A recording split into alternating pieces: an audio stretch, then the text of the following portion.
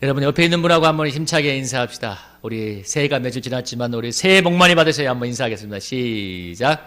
새해 복 많이 받으세요. 또 이렇게 한번 축복하겠습니다. 새해는 좋은 일이 많이 일어날 줄 믿습니다. 이렇게 한번 인사하겠습니다. 시작. 새해는 좋은 일이 많이 일어날 줄 믿습니다. 아멘.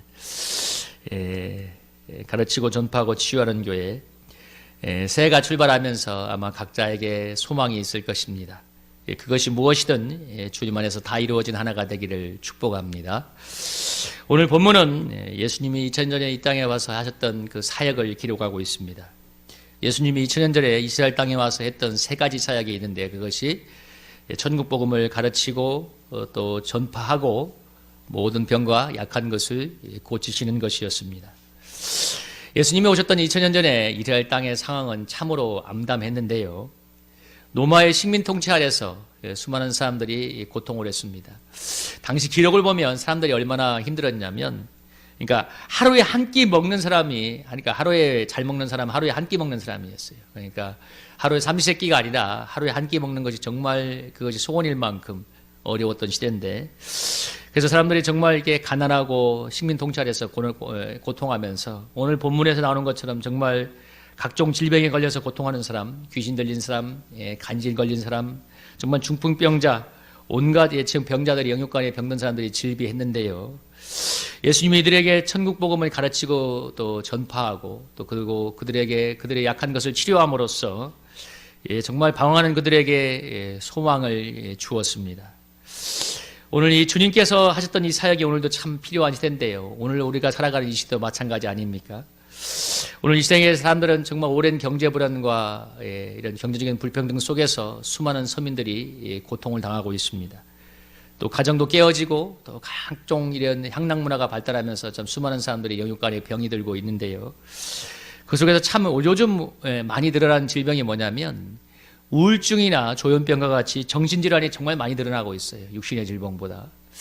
그래서 개발도상국의 4분의 1이 우울증 초기 증세나 아니면 또 우울증을 앓고 있다는 얘기가 있는데 그만큼 사람들이 환경적인 조금 이제 어떤 물질의 문명은 많이 좋아졌지만 정신적으로 아주 이게 피폐해지고 병든 시대가 되었습니다. 이런 시대에 절실히 필요한 것이 있다면 오늘 예수님처럼 복음을 가르치고 전파하고 치유하는 교회 그런 그리스도인일 것입니다.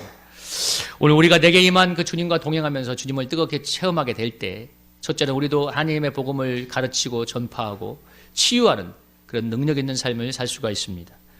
우리 주님이 이 세상을 떠나가면서 제자들에게 이렇게 말씀하셨는데요. 참 이 말씀이 여러분에게 참 큰 소망이 되고 믿음을 줄 것 같은데 여러분 요한복음 14장 12절에서 14절도 같이 한번 화면을 보면서 읽어볼까요? 한번 읽어보겠습니다. 시작. 내가 진실로 진실로 너희에게 이르노니 나를 믿는 자는 내가 하는 일을 그도 할 것이요 또한 그보다 큰 일도 하리니 이는 내가 아버지께로 가매라. 너희가 내 이름으로 무엇을 구하든지 내가 행하리니 이는 아버지로 하여금 아들로 말미암아 영광을 받으시게 하려 함이라. 내 이름으로 무엇이든지 내게 구하면 내가 행하리라. 아멘. 우리 오늘 주님께서 이 세상을 떠나가시면서 제자들에게 말씀하셨습니다. 나를 믿는 자는 또 나를 믿고 기도하는 자는 내가 했던 것보다 더 큰 일을 할 거라고 말씀하셨습니다. 오늘 이 약속을 믿고 주님을 믿고 담대히 기도하게 될 때 여러분 주님이 하셨던 것보다 더 큰 일을 하는 더 큰 일을 보는 저와 여러분이 될 줄로 믿습니다. 주님이 하신 일은 세 가지였죠. 아까 가르치고 전파하고 치유하는 것이었는데 오늘 우리가 어떻게 가르치고 전파하고 치유하는 삶을 살 것인가 세 가지로 한번 생각을 해보겠습니다. 우리 한번 첫째 한번 읽어볼까요? 가르치고 전파하고 치유하는 거라고 하면 첫째 한번 크게 한번 읽어보겠습니다. 시작. 하나님의 말씀을 배워야 됩니다. 오늘 예수님이 첫 번째 했던 사역이 말씀을 가르치는 거였는데 여러분 우리가 가르치기 위해서는 배워야 되지 않습니까? 배우지 않으면 가르칠 수가 없는 것인데 그래서 우리 교회가 우리 성도들이 가르치는 사람이 되고 무엇인가 성경 하나님의 말 생명의 말씀을 나눠 주시려면 먼저 배워야 되는데요. 작년 하반기부터 우리가 두 가지를 했죠. 하나는 주일 오후에 식사하고 우리 성도들이 모여서 성경 읽기를 하고 또 나누고 또 하나는 저기 뒤에다가 성경 읽기표를 붙여서 서로 성경 읽기를 독려하고 있습니다. 그래서 제가 이 주일 오후마다 우리 성도들과 함께 성경을 예장식이 있고 또 주일에 말씀의 은혜 설교나 성경에 읽었던 내용들을 나눌 때 저는 개인적으로 정말 큰 은혜를 많이 받고 있습니다. 성도들 가운데 이런 말씀의 역사가 있고 이런 은혜의 나눔들이 있구나하는 것을 느끼는데, 그래서 갈수록 참 저 프로그램은 성경 읽기 프로그램은 갈수록 잘했다는 생각이 듭니다. 그래서 올해도 주일 오후에 어김없이 함께 성경을 읽으면서 말씀의 은혜를 나누기 원하고요. 또 게시판에다 성경 읽기를 해놨는데, 저것은 우리가 서로 표시를 하면서 자기의 분량을 어떤 걸 표시하면서 서로가 서로에게 격려를 하기 위해서 그렇습니다. 매주 읽은 분량을 이렇게 스스로 표리하면서 우리가 하나님 말씀을 읽고 하나님의 음성을 듣는 법을 배우는 건데요. 저는 이제 그 맥체인식 성경 읽기 표를 가지고 하루에 성경 4장 읽는 것을 좋아하는데, 제가 그 맥체인식 성경 읽기 표를 가지고 성경을 읽다 보면 무엇을 느끼게 되냐면, 주님이 매일매일 그날 저에게 필요한 말씀을 너무나 적절하게 매일 주신다는 것입니다. 그래서 그 말씀을 통해서 어떤 때는 위로도 받고 회개도 하게 되고 주님이 주시는 영적인 방향을 잡고 나아가게 되는데요.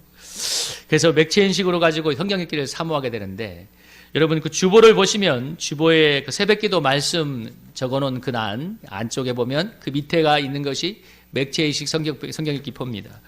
필요하신 분은 제가 다음 주에 또 맥체인식 성경 읽기 표를 하나씩 나눠드리기도 할 건데요. 여기 그 보면은 이게 구약 2장, 신약 2장 해가지고 이렇게 매일 분량이 4장씩 읽게 되어 있는데, 이 성경 읽기를 1년 하게 되면 구약을 1년에 1도 가게 되고 신약을 2도 가게 되는데요. 그래서 올해 성도들이 우리 매일 적어도 4장을 읽으면서 여러분 하나님의 음성을 듣기를 바랍니다. 그리고 그 말씀을 가지고 삶에 적용하고 기도할 때 하나님의 말씀이 살아계신 역사를 체험하게 되고 또 말씀을 능력 있게 가르치고 전할 수 있는 전도자가 될 수 있습니다. 그런 은혜가 있기를 원하고요. 우리 두 번째 말씀 한번 보겠습니다. 우리 둘째로 한번 읽어볼까요? 가르치고 전파하고 치유하는 교회가 되려면 우리 둘째 한번 힘차게 읽어보겠습니다. 시작. 천국 복음을 영접하고 체험해야 됩니다.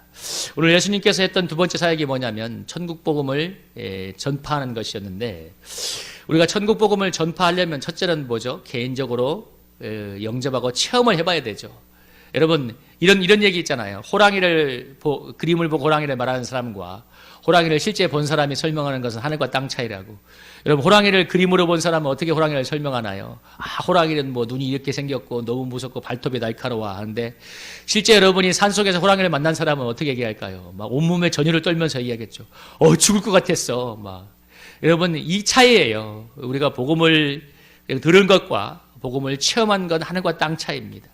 호랑이를 그림으로 본 것과 호랑이를 만나서 설명하는 것은, 만난 그 경험을 나누는 것은 하늘과 땅 차이인 것과 당연한 것이죠.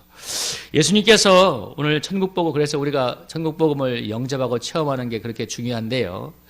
마태복음 4장 17절에서 예수님께서 전파하신 천국복음의 내용을 이렇게 말하고 있습니다. 예수께서 비로소 전파이르시되 회개하라 천국이 가까우니라. 예수님이 전파했던 천국복음의 내용이 뭐냐면 회개하고 천국이 가까웠다는 거예요. 여기서 천국은 하나님 나라를 말하는데 하나님의 통치를 말합니다. 그래서 이 말은 우리가 자기 생각과 고집대로 살던 삶을 돌이켜서 하나님의 통치에 순종하는 삶을 살아가는 것을 말하는데, 그럴 때 이제 천국의 복음의 능력을 누릴 수 있다는 거죠. 그러면 우리가 왜 회개하고 하나님의 통치에 순종해야 되는가? 우리 다시 한번 생각해 보겠습니다. 오늘 여기 보면 회개하라 천국이 가까웠느니라. 이걸 다른 말로 바꾸면 회개하라 하나님의 통치가 가까웠느니라는 말로 여러분 바꾸어 설명할 수가 있는데요. 이것이 주님께서 우리에게 주신 복음이었습니다. 여러분 이 복음이 우리에게 왜 이것을 복음을 받아들여야 되냐면, 하나님이 우리의 창조주요 구원자가 되시기 때문에 그렇습니다. 여러분 우리가 하나님이 만든 이 세상을 생각해 보면, 원래 이 창세기를 읽어보면 하나님이 만든 세상이 여러분 생로병사의 고통도 없고 정말 하나님이 주신 은혜 속에서 정말 먹고 사는 수고로움도 없는 여러분 유토피아가 아니었습니까? 그러나 죄가 모든 것을 앗아가 버렸고, 또 죄의 결과 사람들은 두 가지가 있었죠. 하나는 얼굴에 땀이 흘러야 먹고 살 수가 있고, 또 하나 정말 생로병사의 고통 속에서 일생 생의 불안과 두려움 속에 살아가게 되었습니다. 그런데 예수님이 오셔서 십자가에서 죽고 부활하심으로 이 죄의 모든 저주를 가져가셨는데요. 그리고 죽은 자 가운데서 부활하셔서 우리에게 하나님 나라를 선물해 주고 계십니다. 그래서 이 예수님이 죽고 부활하신 가운데 이 죄로 인한 저주를 다 가져가셨는데, 그래서 이 하나님 나라의 축복을 우리에게 선물해 주고 계신데, 이 하나님 나라의 축복 속에 살아가는 것이 바로 예수님을 나의 구주요 왕으로 받아들이는 것입니다. 마음으로 인정하고 순종하며 살아갈 때 그때 하나님 나라의 놀라운 축복 속에 하나님 하늘의 구원의 기쁨 속에 살아가게 되는데요. 여러분, 우리 회개하라 천국이 가까우니라, 이 말을 다시 말하면 회개하라 하나님 나라가 가까우니라는 말인데, 그래서 이 하나님 나라, 천국이라는 단어가 성경에서 아주 중요한데 이것이 무엇인가 한번 이 시간 잠깐 한번 생각해 보면서 오늘 우리가 받아야 될 복음의 내용이 무엇인가 한번 생각해 보겠습니다. 여러분, 누가복음 17장 20절 21절에 보면 바리새인들이 예수님께 나와서 이렇게 질문했습니다.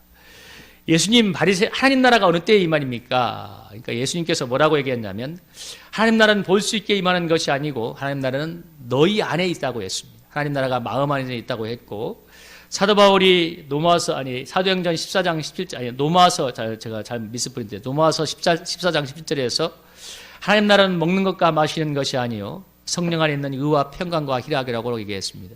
이거 제가 미스프린트한 겁니다. 노마서 14장 17절인데요. 하나님 나라가, 그래서 요약하면 하나님 나라가 우리 마음속에 성령이 오셔서 성령 안에서 세 가지를 누리는 거죠. 의와 평강과 희락을 누리는 건데, 오늘은 이것을 중심으로 천국 복음에 대해서 생각해 보겠습니다.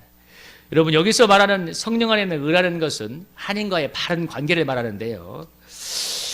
하나님과 바른 관계는 우리가 예수님의 십자가를 통해서 이루어질 수가 있는데, 여러분, 우리가 하나님의 본질상 진노의 자식이기 때문에 예수님의 십자가로 용서함을 받고 하나님의 자녀가 되지 않습니까? 그런데 우리가 연약해서 죄에 자주 넘어지고 쓰러질 때가 있습니다. 그럴 때마다 우리는 예수님의 십자가 공로를 힘입어 주님 앞에 나아가서 우리의 죄를 또 회개하고 용서받음으로 하나님의 자녀로 살아가게 되는데요. 우리가 회개하고 예수님의 십자가 보혈의 공로를 덧입을 때 주님이 우리의 모든 죄를 다 사해 주시는데, 그리고 하나님을 주인으로 모시고 하나님의 뜻대로 살아갈 때 축복의 문이 열리고 하늘의 기쁨과 능력 속에 살아갈 수가 있습니다. 그런데 여러분, 우리가 신앙생활하면서 이건 아주 깊이 생각을 해봐야 되는데요. 우리 마음속에 평안과 기쁨이 없는 이유, 여기 보면 분명히 성경에서 말하잖아요. 로마서 14장 17절, 성령 안에서 하나님과 바른 관계가 이루어지면, 십자가를 통해서 바른 관계가 이루어지면 평강과 희락이 있다고 했습니다. 평강과 희락이 없고 평안이 없고 불안하고 기쁨이 없는 이유는 여러분, 앞에 있는 의가 이루어지지 않기 때문인데, 다시 말하면 하나님과 바른 관계가 이루어지지 않았기 때문입니다. 다시 말하면 하나님께서 기뻐하지 않는 죄가 있다는 건데요. 여러분, 우리는 보통 죄라고 하면 도덕적인 것을 많이 생각하죠. 아니면 여러분을 마음으로 한번 대답해 보세요. 하나님 앞에서 무슨 죄를 지난주 지었나요? 성경을 열심히 안 읽었나요? 아니면 너무 세속에 빠져 살았나요? 너무 뻔한 레퍼토리를 또 반복하나요? 근데 요한복음 16장 7절 9절에서는 뭐라고 하냐면 성령께서 와서 죄에 대해서, 의에 대해서, 심판에 대해서 책망하는데, 여러분 9절에서 죄에 대하여는 뭐라고 했어요? 그들이 나를 믿지 아니함이라고 했습니다. 그러니까 성령께서 오셔서 우리에게 책망하시는 죄가 무엇이냐면 예수님을 믿지 않는 죄를 책망합니다. 이 말이 무슨 말이냐면 하나님께서 나를 구원하기 위해서 모든 구원의 일들을 예수님을 통해서 이루어 주던데, 이 예수님을 전적으로 나의 구주로 의지하지 않는 죄를 책망한다는 것입니다. 그래서 정말 우리가 깊이 회개해야 될 죄는 뭐냐면, 내가 일주일 동안 살면서 도덕적으로 이렇게 잘 살지 못했어요. 아니면 세속에 빠져 살았어요. 물론 그것도 회개해야 되겠지만, 본질적으로 영적으로 우리가 깨닫고 회개해야 될 죄가 뭐냐면 예수님을 의지하지 않는 것입니다. 여러분, 많은 사람들이 기도하면, 우리 장로님들도 주일날 대표 기도하면 이런 기도 많이 하잖아요. 그냥 거의 18번처럼 주님, 지난 한 해도 세속에 빠져 살았습니다. 여러분, 우리는 연약하기 때문에 세속에 빠져 살아요. 그렇잖아. 우리가 연약하기 때문에. 중요한 건 하나님, 우리가 너무 잘 넘어지고 연약하다는 것을 잘 알고 있다는 것입니다. 우리 힘으로는 여러분 하나님의 말씀대로 살고 싶어도 살 힘이 없습니다. 그래서 하나님께서 예수님을 보내주신 것인데요. 예수님을 통해서 우리가 연약하여 할 수 없는 모든 율법의 요구를 이루어 주었고, 성령을 따르는 사람에게 하나님의 말씀을 이루는 삶을 살게 하셨는데요. 노마서 3절 4절에서 그 얘기를 하고 있습니다. 여러분, 노마서 8장 3절 4절 한번 읽어볼까요? 여기 읽어보면 한번 읽어보겠습니다. 시작. 율법이 육신으로 말미암아 연약하여 할 수 없는 그것을 하나님은 하시나니 곧 죄로 말미암아 자기 아들을 죄 있는 육신을 모양으로 보내어 육신의 죄를 정하사 육신을 따르지 않고 그 영을 따라 행하는 우리에게 율법의 요구가 이루어지게 하십니다. 여러분, 뭐라고 했어요? 우리가 연약해서 할 수 없는 그것, 하나님의 말씀이 이렇게 살라고 하는데 할 수 없는 그것을 죄 있는 육신의 모양, 예수님의 십자가로 다 육신의 죄를 정하여서 그 4절에 뭐라고 했어요? 육신을 따르지 않고 영을 따라 행하는 우리에게 율법의 요구가 이루어지게 한다고 했잖아요. 예수님께서 십자가에서 우리에게 완전한 구원을 이루었기 때문에 정말 그 주님의 구원을 의지하고 성령을 따라 행할 때 하나님의 말씀대로 살 수 있는 힘을 주신다는 것입니다. 성령이 무엇을 책망하냐면 그 주님의 십자가의 공로를 의지하지 않는 것을 책망한다는 거예요. 예수님이 이루신 완전 무결한 구원을 의지할 때 하나님의 뜻대로 살 수 있는 힘을 받게 됩니다. 그것이 오늘 로마서 14장 17절에서 말한 성령 안에 있는 의를 붙드는 것입니다.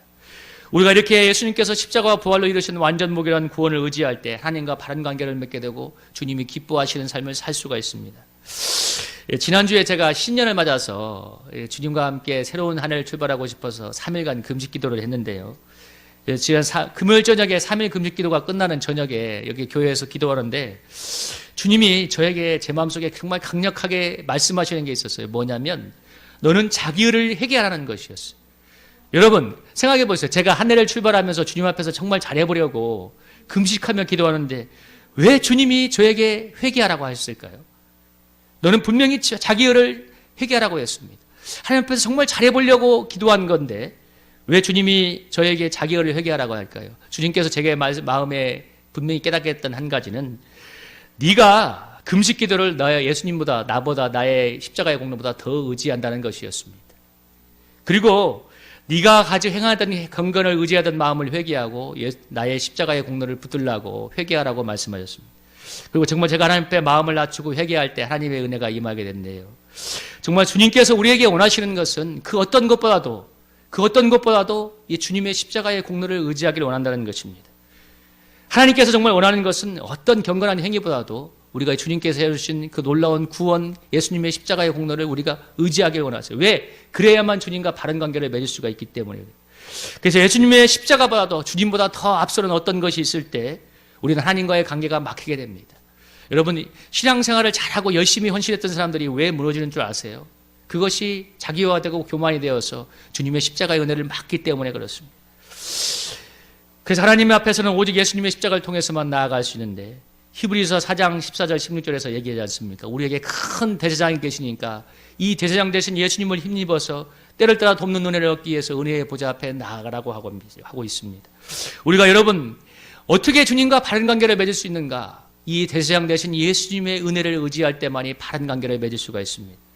예수님의 십자가 공로를 의지해 하나님께 나아갈 때 하나님의 은혜를 덧입을 수가 있고 때를 따라 돕는다고 했잖아요. 때를 따라 돕는 은혜를 덧입을 수 있고 하나님이 기뻐하시는 삶을 살아갈 수가 있습니다. 우리가 하나님과 바른 관계가 있을 때 성령이 주시는 평안과 희락을 누리면서 하나님이 원하시는 삶을 살아갈 수가 있는데요.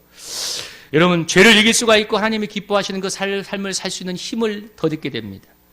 여러분 하나님과 관계가 막혀서 은혜가 떨어지면 우리가 하나님의 원하시는 삶을 살고 싶어도 살 수가 없습니다. 여러분이 하나님의 자녀답지 못한 그런 삶을 살아가고 있다면 그것은 여러분 이 시간에 분명히 똑똑하게 말씀드릴게요. 여러분이 소원이었거나 의지가 부족해서가 아니라 은혜가 부족한 것입니다. 은혜의 부족은 여러분이 회개하고 예수님의 십자가 공로를 힘있게 의지하지 못하고 있기 때문에 그렇습니다. 하나님 오늘도 우리가 회개하고 예수님의 십자가 공로를 의지하여 하나님의 보좌 앞에 나아갈 때 오늘 약속한 16절에 때를 따라 돕는 은혜를 넘치게 부어주십니다. 여러분 우리가 올 한 해 이 주님의 십자가의 공로를 날마다 의지해서 주님 앞에 나아가서 기도함으로 여러분 이 늘 하늘로 때를 따라 돕는 그 주님의 은혜를 넘치게 부음받기를 축복합니다. 그때 여러분 성령 안에서 평안과 희락을 누릴 수가 있는 거예요. 그런 복된 삶을 살게 되는 것이고요. 우리 세 번째로 우리 한번 읽어볼까요? 세 번째로 한번 마지막으로 한번 살펴보겠습니다. 가르치고 전파하고 치유하는 교례를 한번 힘차게 읽어봅니다. 시작. 예수님을 의지할 때 치유의 역사를 체험하게 됩니다. 오늘 본문을 보면 예수님이 뭐라고 했나요? 모든 병과 모든 약한 것을 고쳤다고 얘기하고 있습니다. 수많은 사람들이 예수님께 나왔는데 다 고침을 받았는데 여러분 우리가 감기만 들려도 질병이 우리를 얼마나 힘들게 하는가 알죠? 우리 사실 감기만 들려도 우리가 일주일 동안 꼼짝을 못 하는데요. 그때나 지금이나 수많은 사람들이 이 질병에 시달리고 있고 정말 각종 오늘날은 성인병에 시달리고 있고 암에 시달리고 있습니다. 그래서 참 여러분 불행한 얘기인지 좋은 얘기인지 모르지만 병원이 부흥을 해요. 병원은 부흥을 해요. 그러나 여러분 의술도 분명히 치료하지만 하나님이 주시는 은총이기 때문에 우리 주님은 의술보다 더 놀랍게 치료하심을 믿으시기 바랍니다. 2000년 전에 모든 질병과 연약한 것을 고쳤던 그 주님께서 오늘도 주님 앞에 나오는 자를 다 고쳐주십니다. 근데 그 치유가 여러분 누구에게 임하냐는 것입니다. 치유가 누구에게 임하느냐. 마가복음 16장 15, 19절에서 보면 여러분 믿는 사람은 구원을 받고 믿지 않는 사람은 정죄를 받는데 17절에서 뭐라고 하나요? 믿는 자에게 이런 표적이 따른다고 하죠. 귀신을 쫓아내고 여러분 병든 사람의 손을 얹은 즉 나을 것이라고 얘기하고 있습니다. 오늘 누구에게 주님의 치유의 능력이 임하느냐? 주님을 전적으로 믿고 신뢰하는 사람에게 임한다고 말하고 있습니다. 여기 본문에서 조금 설명을 드리면 뱀을 집어올리고 무슨 독을 마실지라도 해를 받지 않는다는 이 표현은 여러분 문자 그대로 해석하면 안 되겠죠. 우리 주님을 의지할 때 우리 삶을 위협하는 여러 가지 위험 요소에서 우리를 지켜준다는 것입니다. 실제 이것을 가지고 실험해서는 안 되겠죠. 하나님을 시험하는 거니까. 여러분 하나님께서 그래서 이 말은 우리가 적용해 보면 주님을 정말 온전히 의지하게 될 때 주님께서 우리를 공격하는 모든 위험에서 지켜주시고 놀라운 치유의 기적을 베푸신다는 것인데요. 중국에서 10년간 사역하다 들어왔던 한 선교사님이 이런 얘기를 했습니다. 그분이 안산에서 이제 교회를 개척하고 있는데 중국은 대도시를 빼면 이 농촌에서는 의료시설이 아주 열악하기 때문에 병에 걸리면 치료하기가 어렵다고 합니다. 그래서 그분이 복음을 전하면서 치유 기도를 하면 정말 무수한 치유의 기적을 정말 많이 체험했다고 하는데요. 근데 그 선교사님이 한국에 와서 복음을 전하고 치유를 위해서 기도하면 한국에서는 많은 사람들이 거부한다고 합니다. 그러니까 분명히 질병에 걸려서 치유가 필요한데 기도해 주겠다고 하면 거부를 한대요. 당연히 여러분 치유의 기적을 체험하는 것이 드물어지겠지요. 그분이 얘기하기를 뭐라고 하냐면 하나님보다 발달된 의료기술을 더 의지하기 때문이라고 본인이 생각한다고 했는데요. 여러분 우리가 분명히 병원에 가서 나을 수도 있습니다. 그러나 하나님의 기적으로 치유를 경험하게 될 때 놀라운 믿음의 살아계신 하나님의 확신을 얻게 되는 거죠. 지난 교회에서 그 권사님 얘기 말씀드렸잖아요. 정말 중학생이었던 아들이 간질에 걸렸을 때 정말 1년간 뜨겁게 부르짖어 손을 들고 기도할 때 하나님께서 정말 놀랍게 고쳐주어서 그 아들이 지금 가정을 이루어서 행복하게 살고 있는데요. 근데 그분이 그런 간질에서 정말 하나님의 능력으로 고침받은 체험이 있으니까 지금 연세가 지금 80 가까이 돼가는데도 불구하고 여러분 새벽마다 나갑게 기도하고 우리 교회를 위해서 기도해 준다는 분이 그분이에요. 그분이 그렇게 기도하는데 여러분 그분이 얼마나 이 영적인 은혜가 넘치는지 옆에 조그만 개척교회가 있는데 그 일주일에 한두 번씩 가서 같이 전도해 준다더라고요. 그러면서 그 교회의 부흥을 위해서 애써준다던데 여러분 간질을 통해서 아들의 간질이 하나님의 능력으로 치유받는 것을 체험하니까 일생 뜨겁게 기도하고 전도하면서 행복한 신앙생활을 하고 있습니다. 지난 주일에 제가 말씀드렸던 우리 박영철 선교사님 형님 있잖아요. 그분이 뇌종양으로 인해서 사경을 헤매다가 하나님의 기적으로 회복되고 있는데 제가 전전주 목요일에 처음 갔을 때는 정말 아무런 의식이 없었습니다. 그냥 거의 눈만 조금 뜰까 말까 했는데 지난주에 제가 일주일 만에 다시 신방을 해보니까 어느 정도가 회복이 됐냐면 휠체어에 앉아서 저를 보고 너무나 이제 장 목사님 오셨나고 또렷한 얘기를 하고 나중에 제가 갈 때는 이제 간호사가 보행기를 주어서 걷는 연습을 시키는 데까지 일어났습니다. 뇌압이 확 떨어지고 이제 정상적인 어떤 소통이 가능한 데까지 왔는데요. 그분이 그런 위기를 통해서 그 동생이 그렇게 오랫동안 복음을 전해도 안 받아들이다가 이제 예수님을 믿기로 작정했는데 그분이 하루에 저한테 뭐라고 하냐면 주님의 이름을 100번씩 부른대요. 여러분들 100번씩 부르나요? 얼마나 마음이 가난하겠어요. 물론 그분의 머릿속에 아직도 치료해야 될 뇌종양이 분명히 남아 있습니다. 그래서 앞으로 항암 치료를 할 건데 제가 기도하다가 그분을 위해 기도하는데 하나님께서 그분을 향해서 그런 마음을 주었어요. 그분이 나중에 나와서 우리 교회 와서 신앙생활도 하고 직분도 받을 거라는 그런 마음의 믿음이 있어서 그렇게 축복을 하니까 그분이 그러는 거예요. 아멘 하면서 그렇게 하겠다고. 여러분 기도하세요. 우리 박영수 준이에요. 장차 우리의 잠재적인 성도가 하나 생겼습니다. 근데 여러분 그분이 조금 있으면 항암 치료에 들어가는데요. 제가 물론 의술로도 그분이 낫게 될 것입니다. 그러나 여러분 더 중요한 것은 뭐냐면 암이 주는 공포와 두려움과 어떻게 싸워 이기냐는 것입니다. 여러분 이 신앙과 비신앙을 떠나서 수많은 사람들이 암에 걸려서 어떤 사람은 암을 치료받고 이겨내는 사람도 있고 암에 넘어지는 사람도 있는데 의사들도 하나같이 하는 얘기가 뭐냐면 그 중앙일보에서 제가 1년 전인가 그 3가지 암에 걸렸는데 살아났던 한 50대 초반의 남자의 그 수기를 읽었는데 3가지 암에 걸렸는데 큰 수술을 3번 받았는데 살아났어요. 근데 그분이 거기서 한마디로 뭐라고 하냐면 이 사람은 암을 이기려는 굳센 의지가 있었기 때문이다. 그렇게 요약을 했는데, 그러니까 암을 이길 수 있는 굳센 의지가 있는 사람이 이겨낸다고 하는데요. 반대로 암 앞에 마음이 무너지면 이제 질병에 넘어지는 거죠. 여러분 중요한 건 여러분 그 마음의 공포와 두려움을 무엇으로 이겨낼 수 있냐는 것입니다. 여러분의 마음속에 있는 마음의 공포와 두려움을 무엇으로 이겨낼 수 있나요? 여러분 사망 권세를 이기고 죽은 자 가운데 살아나신 예수의 이름을 부를 때 여러분 그 공포와 두려움을 이겨낼 줄로 믿습니다. 예수 이름으로 마음속의 공포와 두려움을 이겨낼 때, 그리고 주님의 치유를 믿고 기도할 때 놀라운 치유의 역사가 일어나는 것입니다. 여러분 이렇게 의술로도 치료하고 신앙의 힘으로도 이겨내는 것을 가르쳐 총체적인 복음 치유 사회라고 합니다. 여러분 저는 절대로 기도만 하고 병원 가지 말라는 극단을 말하지 않습니다. 필요하면 하나님이 주신 일반은총인 의술도 사용해야 됩니다. 그러나 여러분 한 가지 꼭 기억해야 될 건 뭐냐면 의술은 이용의 대상이지 의지의 대상은 아닙니다. 여러분 낫게 하시는 분은 하나님인 줄 믿으시기 바랍니다. 하나님이 낫게 하십니다. 2000년 전에 모든 병과 약한 것을 고치신 주님이 오늘도 우리에게 오셔서 그 놀라운 치유의 능력을 베풀어주고 계십니다. 그리고 주님 앞에 나왔을 때 다 낫게 하시는데요. 왜냐하면 우리 주님이 십자가에서 죽고 부활하실 때 우리가 죄로 인한 모든 저주, 죄로 인한 모든 질병, 그걸 주님이 다 안고 가셨기 때문에 그렇습니다.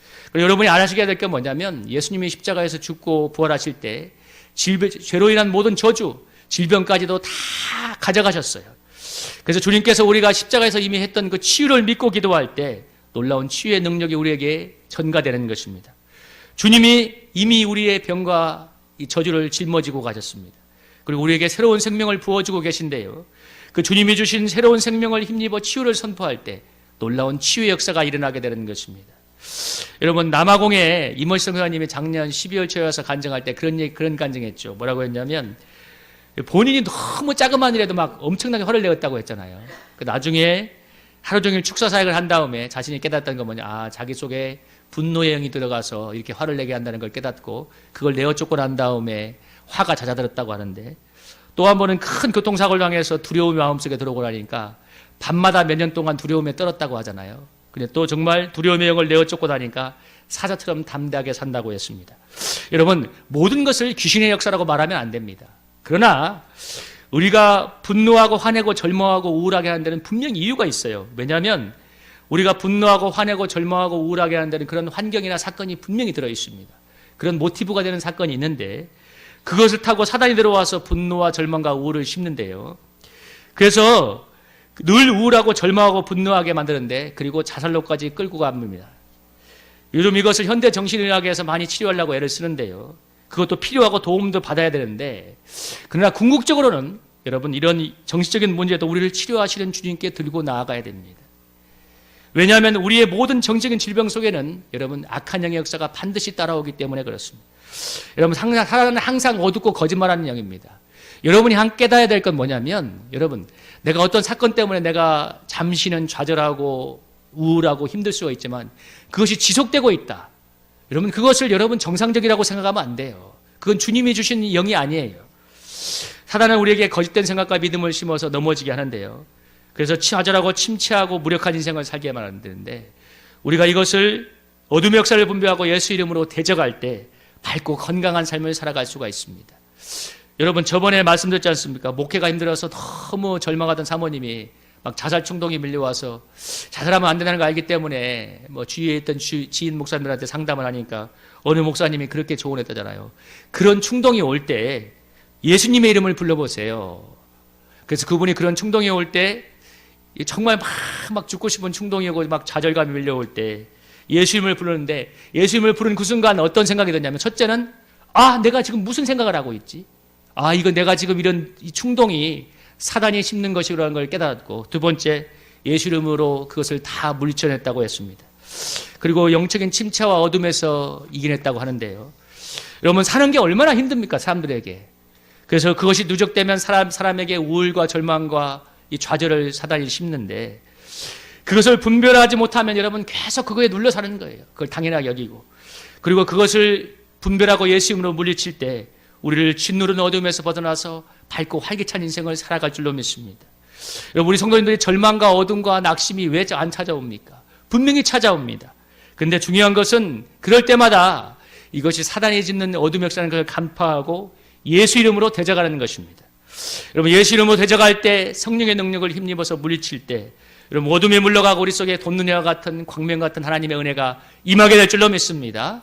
여러분, 오늘 올해 한 해는 우리가 사랑하는 성도님들이 작년에는 내가 늘 환경 때문에 우울하고 좌절하는 것을 당연하게 여겼다면 올해는 예수 안에서는 이 좌절과 우울과 낭망을 넉넉히 물리칠 수 있음을 믿고 예수 이름으로 대적하고 물리쳐서 여러분 밝고 건강한 삶을 살게 되기를 축복합니다. 그때 전도자의 삶을 살 수가 있는 거예요. 올 한 해 우리 성도님들이 회개하고 예수님의 십자가 공로를 의지함으로 하나님의 은혜를 충만히 덧입고 또 평안과 기쁨을 충만하게 누리고 또 영혼간의 모든 병든 것들을 치유받는 그런 복된 한 해가 되기를 주님의 이름으로 축복합니다.